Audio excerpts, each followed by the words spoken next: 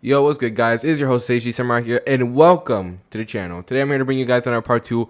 What if Deku was Shisui's reincarnation? Thank you all so much for tuning into this part, and yeah, here's a part to it. Part 4, I believe. Guys, thank you all so much for your support, as you guys have been really enjoying this What If. I know it's not that popular. I mean, as popular as you can get on this channel, but still, you guys really enjoy the series, and I appreciate it, and hopefully you guys will continue to do so. And besides that, guys, I don't really got much else to announce. I already know you guys want to get started with this What If anyway, so yeah, let's begin. So with that being said, let's get started. You're never gonna make it, you're not good enough. There's a million other people with the same stuff. You really think you're different? Man, you must be kidding. Think you're gonna hit it, but you just don't get it. It's impossible, it's not probable, you're irresponsible. Too many obstacles, you gotta stop it, yo. You gotta take it slow, you can't be a pro. Don't waste your time no more. Who the fuck are you to tell me what to do? Alright, guys, so let's begin this What If. Hopefully you guys do enjoy. If you guys hear any stuttering or any background noises, please ignore it. That'll make the What If multiple times better. And besides this, let's begin. So guys, we now kick off this What If with the Hero Killer arc. This is the end of the UA Sports Festival. As we now begin, it was in the dead of night as we see multiple of security guards now guarding a certain cell door. As behind this door will be none other than Shigaraki, who is currently being held inside a straitjacket. Along with him in a different cell, we will see Kodagiri, as right now they had just taken a few samples from him. As they're currently right now about to study these samples, the researcher who was sent there to study them was currently being sent home, as the security guards were right now standing there protecting the cell Shigaraki so that way he doesn't escape. However, little did they know the events that were about to occur. As the dead of night was happening, this is when suddenly the lights began to flicker off in the entire prison cell. Everyone was confused.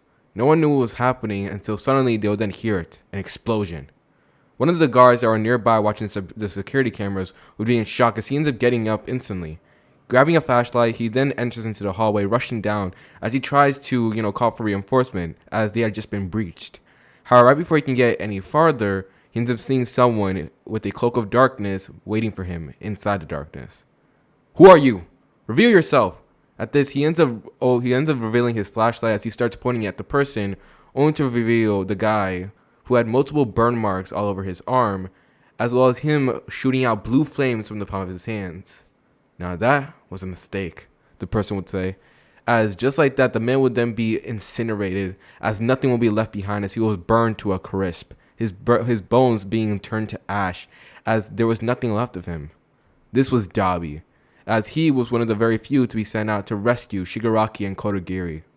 And just as he says that, a group of random villains also enter along with Dabi, as he orders them to go to Shigaraki's cell.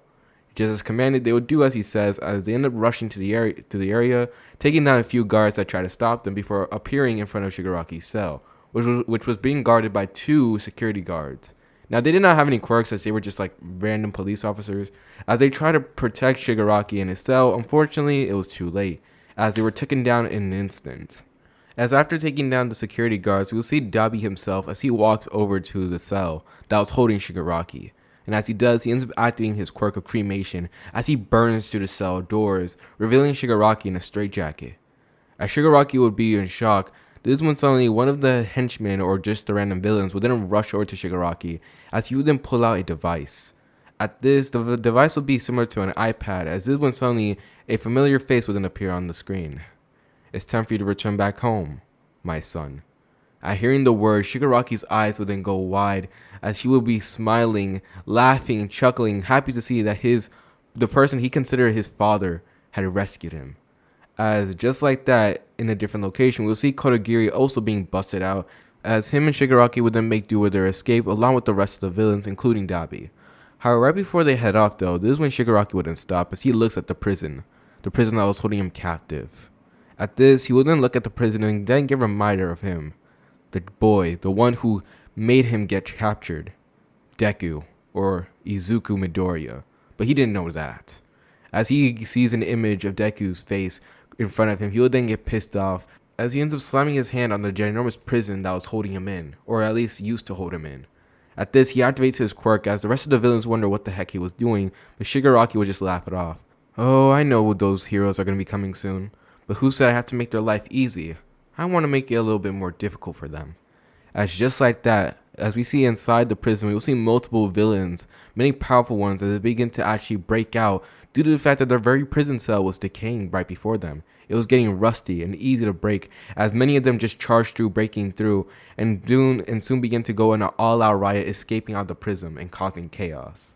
Shigaraki would look with the glee of everything he had caused, as Dabi, who was just watching all this, would just whistle like, dang, he really did that.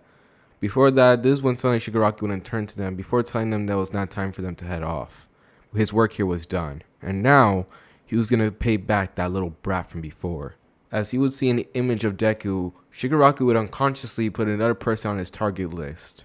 Right next to All Might, you will see the familiar face of Izuku Midoriya, as both targets were currently in his line of sight and those that he wanted to finish off. As this will be the signaling day that a ginormous prison outbreak had occurred, with 2 people and 2 powerful villains escaping. As we now move on. It took a few days for the whole event to settle down. Many heroes were rushed to the scene as villains were causing chaos around the entire area and district that they were. Luckily, many heroes were called in, as they take away all the villains and putting them back into their prison. However, they soon found the task impossible, as when they returned back to put them back into their prison cells, they saw that the entire prison was destroyed. There was barely anything left of it. So due to this, the heroes had a much harder time as they had to restrain the villains from going out, which led to them having no choice but to call pro heroes like Eraserhead, Edgeshot, and heck, even All Might. They were rushed to the scenes as they also had to restrain the villains, as eventually Cementos had arrived as well to restore the prison and send them back to their prison cell. And due to how major scale this event was, the event was broadcasted all around the world, as many people had saw the event and heard of it, as luckily no specific details were mentioned, since UA itself had decided that they needed to classify as much information as they can before all the information that happened during this night got out, as it will cause quite a lot of panic, as well as the fact that this will make people trust less in the security of their local police stations. Now, they understand now a lot of them have like quirks like the rest of the heroes here, but still, they should show that they could at least rely on them. But this will also make people lose trust in the security system of heroes. After all, they couldn't exactly hold in a bunch of villains, so what is the possibility that this won't happen again? What is the possibility that those villains won't break out again? So due to this, they need to make sure that the panic calms down and the whole entire situation was resolved. And while doing so, and as they were checking out the list of all the villains that were currently being held in the prison, they would realize it. 2 specific individuals were not accounted for, as they had escaped before they had arrived in time.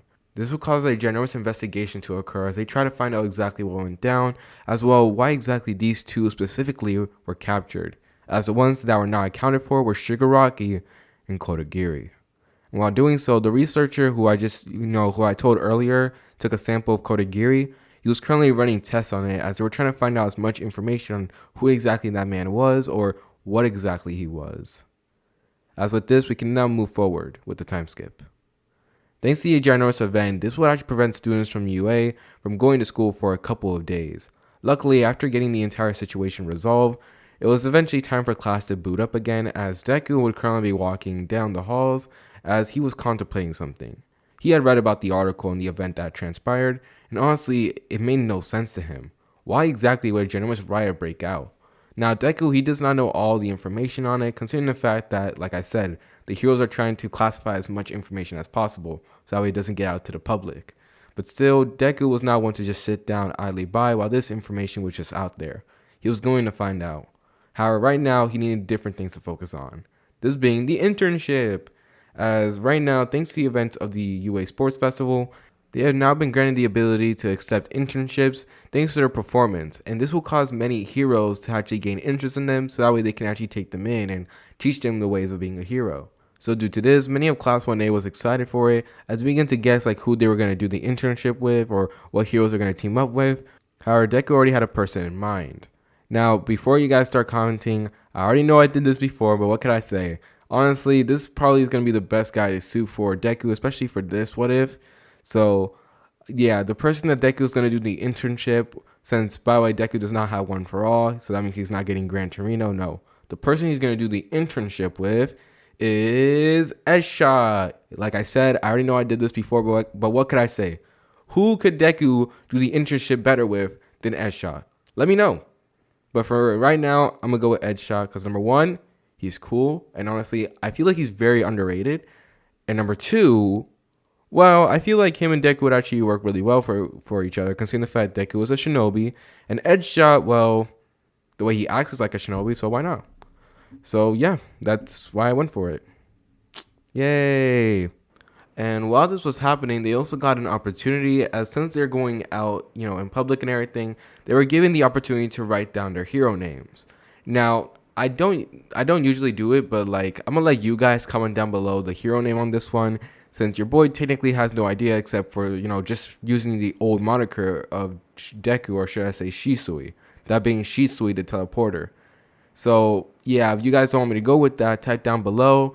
And whatever I pick out, I'll end up having a vote for them. You guys end up voting for which one you guys want as the moniker for Deku and this what if. And yeah, that's the one I'm going to go for. So yeah, I'm just leaving it up to you guys. But besides that, now that Deku already has his internship as well as his hero name, it was finally time for action. As this is where we now turn to when Deku ends up having the internship. So Deku ends up arriving at the building where he ends up meeting Edgeshot himself. Now, they would begin actually staring down at each other at first, as there was this tension that everyone in the lobby could see, as even Edgeshot's assistant was terrified, as she had no idea what exactly was going on and thought that maybe they would fight. But this is when Edgeshot would actually compliment Deku, with Deku complimenting him back, as both of them had been impressed with each other's skills. Edgeshot was impressed by Deku at the UA Sports Festival, while Deku was impressed with Edgeshot and just the way his quirk works. If you guys don't know, Edgeshot's quirk is so I kid you not, it's very underrated, and honestly, I wish we'd seen more of it. It's so cool, bro. But anyway, moving on. So after a while complimenting each other, this is when Edgeshot would then reveal to Deku that his kind of work is much more, it's not as stylish as the others, but still, it's very useful to the Hero Association, as they're the ones going to be collecting information for the heroes. Now Deku, understanding this, will nod his head as he accepts the task, as well as the difficulty that comes with it. As with that, we will now begin with the internship. The internship continues on, as most of it stays the same. Nothing much really changes, which, yeah, it's just going to be Deku, as he's going to spend most of his time collecting information with Edgeshot. And while doing so, him and Edgeshot will also do some training, as Edgeshot was actually impressed by the stealth Deku had. It was impressive. In fact, it was almost nearly on the same level as him. And after a few rounds of training, Deku's stealth was actually equally as powerful as him, if not even better. Which also impressed Edgeshot was the fact that Deku improved at a much quicker rate than any other person. In fact, he would think that Deku actually had a quirk with this one. However, it's been stated multiple times from Deku that he did not have a quirk. Now this would confuse Edgeshot, but he still respected Deku nonetheless. And overall, the two of them actually got along, as when they were not investigating or reading any underground schemes, they were actually improving each other's skill, as Deku would actually give Edgeshot some very neat advice, with Edgeshot giving Deku a few of his own ideas, as he had seen Deku in action and actually have a few bit of theories for Deku for him to test out. And also while doing so, Edgeshot would ask Deku about his abilities, as even Deku's abilities themselves made no sense to Edgeshot. And even though he did not like to admit it, he did actually check undercoverly about Deku as well as study his information, and to his shock, Deku was completely normal. He was just a kid who did not have a quirk. And in fact, he actually tried to study even deeper to see if maybe Deku was connected with an evil organization, or really maybe he was an experiment as a child. But no, he lived a good life. He had a nice mother. Honestly, it made no sense. But Deku just shook his head, as he said that he can't exactly explain it, but all he can say is that he felt a powerful sensation which gives him strength. Now Edgeshot doesn't understand it either, but as long as Deku was doing good and no harm, he was okay with it. As after a while of doing nothing more but improving each other, as well as investigating, doing recon, and while doing this, Deku also ends up finding out about a few underground schemes. For example, he ends up finding about Overhaul much sooner. Now the reason, and actually I have a good reason for this one. The reason why Overhaul has not been taken into custody, as he's not been shown to do nothing too big yet, but he has been shown to do doing a few illegal activities. But that's only speculation. They don't have solid ground evidence, so they can't just take him away and be like, you're under arrest. So until they're able to find full concrete evidence, they can't exactly take Overhaul away. The same can be said with a few underground schemes, although they do end up taking down a few of them. And another thing that also ends up happening is the fact that Deku, now that he had the Monkey Kill, he decided to actually fully improve himself. The reason for this one is that Shisui felt like in his past life he didn't reach his full potential, which is understandable. He died young, so now that he was here, this was a perfect opportunity to push himself even further. So while doing this, he begins to study and take much more inspiration with his chakra natures. Pretty much, he's trying to push them even further. Due to this, he ends up getting a few more as he ends up unlocking all of them, not just the 3 that he had, but while doing so, he also decides to push Genjutsu, as this was probably the most powerful tool in his entire arsenal. The ability to just simply look at someone and end the whole fight was exceptionally powerful. But the one thing he never got the chance to do was he never got to see what would happen if you pushed Genjutsu far beyond its limit. What could happen? There was a lot of things that could happen, a lot of things that could go wrong, but the amount of things that he could do if it was possible would be like mind-boggling. Like, I have a lot of good ideas for Genjutsu, and I just feel like it was very underused in Naruto. Yeah, but moving on. As eventually, as the internship was now nearing down its final days, he would then turn to a different location. All for One would currently right now be smiling, as he had just been given the report that Shigaraki had been taken in and was currently on the road to recovery. After everything that happened, Shigaraki was quite severely weakened, mostly due to the fact that he didn't sustain himself, he didn't train while in the cell, as most of the time he was strapped to a straitjacket. The same could be said with Kodagiri, except he was a Nomu, so his skills were always like on top. But Shigaraki was just human. Well, as human as a guy with powers can be. So due to this, he was going to need a few moments of recovery, but when he does end up getting recovered, All For One had plans for him. But moving on, right now, All For One had a different agenda. This being that he wants to test out his no-moves. And the reason for this one is because of the fact that he wants to see exactly how far could they go, especially when they are now covering a ginormous district that he had picked out. With this, he can actually end up analyzing what he needs to work on with them, making them stronger, superior, and overall better. As just as he was thinking this is when he then ends up hearing another line, as he had actually sent one of his men to actually talk with a new upcoming villain, this being known as the hero killer, Stain. Now, of course, the henchman actually ended up telling All For One that, unfortunately, Stain was not a part of that bullcrap, as he pretty much told that he did not want to mess with them and that he didn't care about them, and that he was only doing this due to his own moral code. Now, All For One, he definitely knew how to play against that, but he decided to let it be, as Stain was not going to show that much use to him, just being another one of his underlings. But for now, he had bigger things, as he decided to move forward his plans with the Nomu, as he decided to pick out a certain district. As this is where we now move forward, as eventually, after training with Edgeshot, Deku would currently be seen, as right now he was just listening to music in the lobby while currently being dressed in his gear. And while doing so, Deku was of course getting looked at by the ladies, because they ain't blind, they see what this guy is cooking up. But as he was waiting, this is when suddenly Edgeshot would then appear out of nowhere. Or at least to everyone else, but Deku was able to find out where he was, as he was just casually on the roof. As after a while staring down at each other, this is when Edgeshot would then tell Deku about what they're gonna do, as after this, they will then head off, now doing recon, as they decide to look over the civilians, making sure they're safe, no trouble was happening, and that everything was going good. As they were walking down the street, and everyone was like gasping, like looking at Edgeshot, as after all, he was, I believe at this point in time, he was like the number 5th hero. I could be wrong, but at the end of the day, let's move on, as he was getting recognized due to his achievements and everything. And as Deku was walking, he was also getting looked at, because he was part of the UA Sports Festival, and it was very popular. As both of them were currently being basked in the attention, this is when suddenly both of their senses would then act up, as suddenly a portal will then open up in different locations, as this is when they arrive, the Nomu. Nomu will then charge in, as they will then scream at the top of their lungs, attacking a nearby civilian woman who was currently screaming at the top of her lungs as well. However, right before the Nomu can actually fully attack her and injure her, this is when suddenly its arm would then be cut off along with its head. The woman will be in shock about what had happened, until suddenly she ends up realizing that she was no longer in front of the thing and was actually far away from it.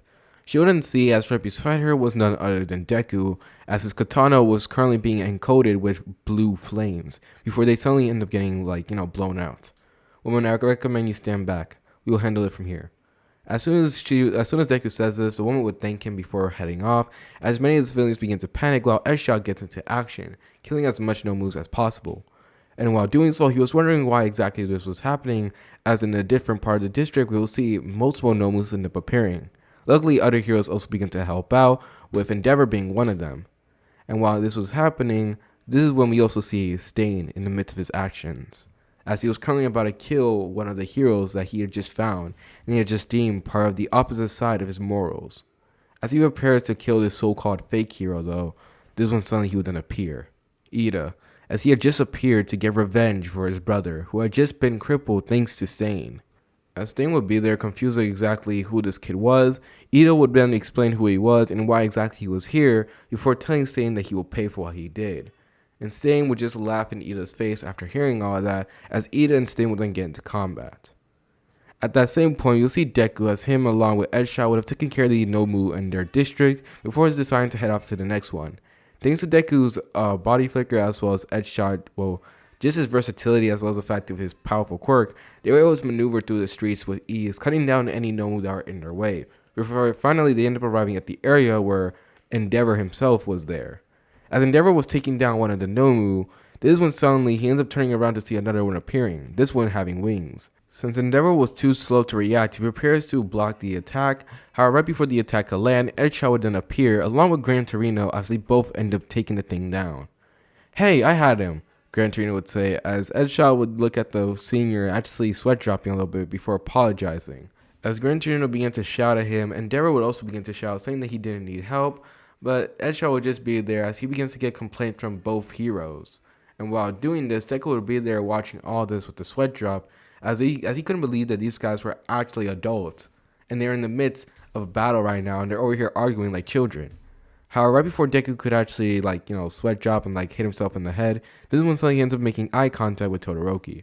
Both of them would then send each other a nod of pity, as they couldn't help but actually relate to the situation. However, right before they can continue on, more Nomu would then appear. As each one of them prepared to get into combat, Deku would then begin to feel it, a bad feeling. He felt shivered down his spine as he feels a cold sweat drop. As this is when suddenly, as Deku was trying to wonder exactly why this was happening, he would then hear it. As one of the heroes had just arrived to help out, he would then mention that apparently the kid who was doing the internship with him had just went off on his own.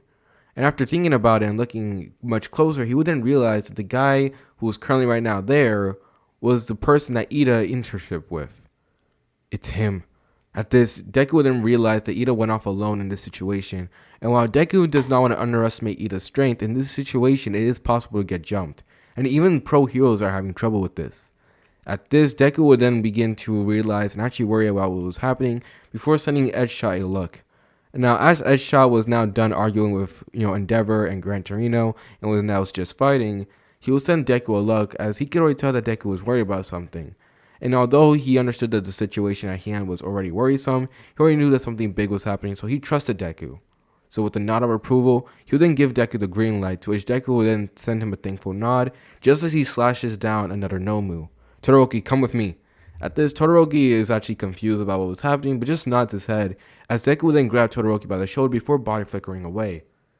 "What are you doing? Is he a coward or something?" And Daryl would be shouting as he couldn't believe what was happening here. And he just took his son. However, this is when Edgeshot would then suddenly end up screaming out, telling them that was now not the time, which pisses off Endeavor, asking Edgeshot who the heck he was, but now was not the time. There were bigger things to worry about. So as we now turn our attention back into the alleyway, Ida had just gotten his ass handed to by Stain, as Stain was legit about to kill this man. He literally had a sword really close to his neck. As Ida would go and say a very powerful and sad speech to Stain, telling him that he won't ever change and that he would just be the monster who nearly murdered his brother. Stain would then try to stab Ida through the neck to finish off his life. However, right before that blade can do contact, this is when suddenly it would then be parried away by other katana. "I'm sorry, but I can't exactly allow my classmate here to get harmed." At this, Stain would then look up to see Deku as his eyes were showing red as he activated the Sharingan. And as soon as Stain looked into the Sharingan, he would then feel sick, as he would then feel his stomach do somersaults as he actually had to hold in the vomit, before suddenly he ends up getting kicked in the stomach by Deku, causing him to get sent flying a couple of feet back while also throwing up. At this, Stain will be holding his stomach in pain as he looks at Deku, and as he does, he will once again see the Sharingan eyes. Just who is this kid? At this, Ito would be there in shock that his friend was here to save him, and along with him would be Todoroki, who was currently standing there right beside Deku. "We're here to help," both of them would say at the same time. As Ito would be looking at them, this is when suddenly he then gets up. "No, Don't you guys understand? I had to defeat him by myself. I have to. For revenge for my Howard, this one suddenly he then stops as both Deku and Todoroki would then look at him, as they were pretty much telling him this one and simple thing. For him to shut up. As Deku would then hit Ida with a powerful speech, practically telling Ida what exactly would his brother think of him as he was doing this. And exactly how would his brother feel if the situation went wrong. How would his brother feel if he were to die this night? Now this will cause Ida to freeze up as he tries to form words, but Deku would shake his head, telling Ida to get rid of his selfishness, and to realize that he is not alone, and that as long as others were here with them, that he will get what he wanted, while the others make sure that he won't fall down the path of revenge and make it take over his entire life. As after hearing this, Ida will be hit by the powerful words as he had tears in his eyes, while Stain, after now regaining his bearing and staring down at them, he will realize who exactly Deku was. And he already gained Stain's respect, as Stain will call out to Deku, telling Deku that he truly was a true hero, but he needed to judge the rest of them for him to be sure. So with that, the rest of them would just nod their heads, as this is when suddenly Deku, Todoroki, and Ida would then get into combat, as they would then jump Stain. Now I'm not going to spare you much of the details here, but pretty much the fight would go like this. Deku would be the one to pretty much counter Stain, as he would be, protecting both Ida and Todoroki from the blades. As thanks to his, extremely fast reflexes, as well as the fact of his training, Deku is able to reflect the blades like they're nothing. And another thing is, it will be up to both Todoroki and Ida to attack, with Ida being close combat and Todoroki being long range. And due to this combination, Stain couldn't last long. Now, while Stain was definitely fast and definitely had power, unfortunately he was not able to handle the three of them combined. As just as Stain tries one last violent effort, as he would then suddenly end up shooting off with amazing speed, actually surprising Deku a little bit, as he tries slashing at Todoroki. This is when Deku would then appear in front of him, kicking Stain in the stomach, and then suddenly sending him flying up into the air. And as they do, this is when suddenly Todoroki will then shoot out a ginormous stream of flames from his arm, as the flames will burn Stain badly. And for the final blow, this is when we of course see Ida, as he ends up letting out his nitro boost, landing a powerful kick into Stain's side, breaking a few ribs and causing him to cough up blood, before finally falling unconscious and losing the fight, making them the winners. As with this, Ida will look down at his enemy, and as he does, he finally got the opportunity. Here was the time. He could legit actually end Stain's life. As Ida would then walk over to the blade and pick it up, Todoroki would try to rush over to him to stop him, but Deku would then hold onto his shoulder. Wait. Watch. At this, Todoroki will look at Deku as if he was crazy, but Deku showed seriousness. As Ida will walk closer to Stain, he would then scream out at him, telling him that he was a worthless scum and that he didn't deserve to live, as he raises the blade up into the air, as just as when it seems like he was going to stab him, he stopped. He tosses the blade aside as he shows tears, as he says that Stain deserves nothing more but justice, as he tells Stain that he'll be locked away for a very long time, before walking off. Todoroki would be there shocked that, Ida had the mental capacity to not end this man. And Deku was just there happy to see Ida now move above this, as he knows that after this moment, Ida will improve drastically. As after this, we can now move on from this event. So moving forward, we end up seeing that eventually the rest of the heroes end up arriving, and of course they end up capturing Stain. Now Stain is completely unconscious. Like after the blows he's been dealt, that man ain't waking up anytime soon. I still don't understand how that guy got up in the actual canon. Alright? He got burned, he took a full punch to the face, and got kicked in the ribs hard. Alright? You ain't gonna walk off that, buddy. And the way he was still able to do so is just crazy. And another thing that ends up happening is the fact that Deku was actually targeted by one of the Nomus. However, unfortunately, Deku was much stronger and was able to react much faster, as with a simple flaming cut, he was able to take down a Nomu. And as they were doing so, Deku would actually be happy considering the fact he actually get to test out another feature of the Sharingan, or should I say he decided to test out a new Genjutsu. As during the fight with Stain had multiple times actually felt as if he was like having motion sickness or some type of it, even though he's never once in his entire life had motion sickness. It was odd, yet for some reason he continued gaining like unknown illnesses, whether it be sneezing, common cold. He was getting all types of them, and the reason for this was because of Deku. As during mid-fight, whenever Stain would actually stare at Deku, or Deku would just be staring at Stain with Stain not looking at him, Deku would import some type of genjutsu, making Stain losing the fight even worse than in canon. And also, this would end up giving Deku an opportunity to test out how much stronger he got with genjutsu, and also give him a few more ideas to push it even further. But now was not the time, as after this, Ida was taken to recovery as well as the unknown hero, while Todoroki as well as Deku were able to relax and finally clear up all the trouble.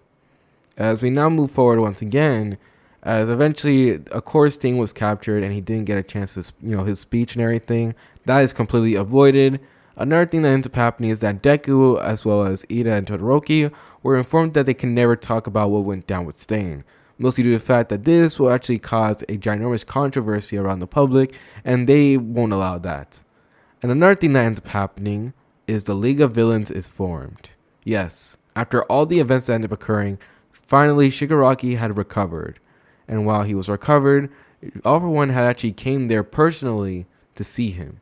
Now, of course, being personally visited by All For One, Shigaraki was enthusiastic about it, as he was very happy to see the man worried about him. But this is when All For One would then ask Shigaraki personally about what exactly went down when he got captured. And just like that, Shigaraki would then rekindle All For One about all the events that had occurred. And after hearing it, All For One then found out. As we now turn to the event. All For One will be currently sitting down in his studies, as he had just been informed by Shigaraki about what went down. And as he does, he can't smile. To think, you finally found it, didn't you?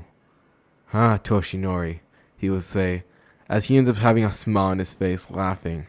So you finally chose your successor. And what a mighty successor he is. At this, we will then see a picture of Deku end up appearing. But this will be Deku when he won the UA Sports Festival, as he had a smile on his face. As All For One will be staring down at it, he would smile. Izuku Midoriya. Interesting. As just as he says this is when suddenly he ends up shaking his head at those thoughts. He'll save it for later. After all, there's millions of ways he can go about it. But right now, he had better things to do. As this when suddenly he ends up changing the image, as we end up revealing a picture of Deku and Bakugo fighting. Well, not an image, it would actually be a video. As the fight was going down, he would see it. Bakugo's powerful quirk. As this one suddenly the video will then change to another video as we see Tokoyami in the midst of battle before he eventually ends up losing to Bakugo. What interesting quirks they have. What interesting quirks they all have. As this one suddenly ends up showing off the quirks of many people that caught his eyes. And unfortunately one of them was even Deku, who he had actually read up on this file, already knowing that he was actually declared to be quirkless, but he didn't believe it for a second. Yes, truly amazing. And to think that one day they will all be mine. As he says this, he will have a psychotic look on his face as he ends up laughing. As this one suddenly he ends up looking at Bakugo and Tokoyami specifically. It's on to Phase 3. What exactly is Phase 3 for All For One's plan? What exactly is he planning to do with Shigaraki? And overall, what is Deku going to do about it? It's your host, Seiji Samurai, and this will be the end for Part 4 to What If Deku was Shisui's reincarnation. Thank you all so much for tuning in. Guys, that was... Gosh, that I actually like this, guys. This was impressive. Now, I'm not going to lie to you guys. Whenever I do these what ifs, I always feel like... How could I say? I always feel like in the back of my mind, I could have done better. Like, I'll be sitting there contemplating, like, you know that one SpongeBob meme where he's just there looking down with the, like, thoughtful expression? That's me most of the time when I do these what ifs. Because I'm always feeling like, oh, dang, I could have done that. Or, dang, I could have done it better. But this time, I actually felt like I'd done as good as I can. Sure, maybe I could have gone even further, but then the video will be way too long, and your boy's got things to do. Besides, I still posted, didn't I? Yeah. But yeah, guys, thank you all so much for your support. Let me know down below what exactly should I name Deku's hero name, as I still have not decided that. I'm leaving it up to you guys, and whatever are the topmost picks, I will be putting it on a poll and letting you guys vote for which name he should go for. And yeah, that's just what I'm gonna go for, guys. Thank you all so much for your support, and have a lovely day. Is your host Seiji Samurai, and he's signing off. Peace, and stay cool.